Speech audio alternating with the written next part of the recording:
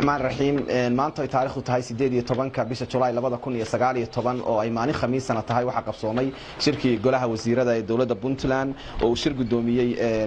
madaxweynaha dawladda Puntland mudane Saciid Cabdullaahi Deni kuna weheliyay madaxweyne ku-xigeen Axmed Cilmi Cismaan Karaash waxa looga hadlay toddobaadkan arrimo dhowr ah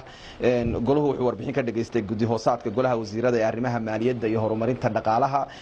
waxay guddigu uga warameen golaha kulamadii ay yeesheen iyo arrimaha ay u garteen muhiimad gaar ah in la siiyo sida mideynta habka cashuuraha Puntland iyo suuqgeynta xoolaha Puntland iyo arrimo dhowr ah wasaaradda ganacsiga ayaa golaha warbixin ka siisay barnaamijka hal abuurka ganacsiga iyo tayeynta shaqaalaha oo ah qorshe lagu tayeynayo ganacsiga iyo hal abuurka laguna sameeyo dhalinyarada fursado maalgashi oo ama maalgelin wasaaraddu waxay sheegtay in barnaamijkan qayb ka qaadanayaan shirkadaha ganacsiga oo meel wanaagsan hawshiisu marayso waana fursad loo abuurayo dhalinyarada reer Puntland inay helaan maalgelin si ay dhalinyarada aan shaqada haysan ay fursado shaqo u helaan guddiga diyaarinaysa shirka maalgashiga ee Puntland oo dhici doona 15 ilaa 17 bisha 9 2019 waxa ayana ka warbixiyeen qorshayaasha socda iyo shirkaasi iyo sida la isugu diyaarinayo iyo meesha ay wax marayaan madaxweynaha dawladda Puntland mudane Saciid Cabdullaahi Deni ayaa faray golaha iyo guddiga kale ee ka shaqeynaya arrimaha maalgashiga shirkaasi in dadka maalgashiga u imanaya Puntland ama ka qayb galaya shirkaasi maalgashiga in loo fududeeyo fiisaha ama dalka oo lagu diyaariyo garoomada diyaaradaha ee Puntland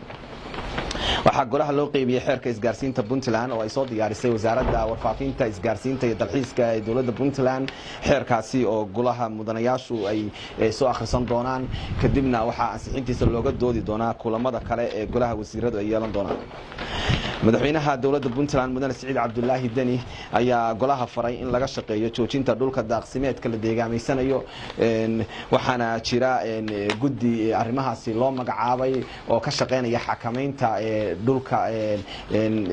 daaqsimeedka la deegaameysanayo guddiyadaasi waxaa kamid ah wasaaradaha arrimaha gudaha wasaaradda amniga wasaaradda cadaaladda wasaaradda xanaanada xoolaha iyo wasaaradda deegaanka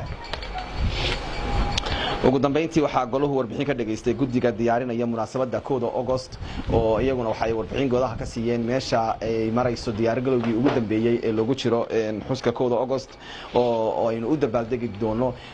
sanad guuradii 12aad ee ka soo wareegatay markii Puntland la aasaasay waa 12 sano oo nabad iyo horumar ah aad iyo aad u mahadsantiin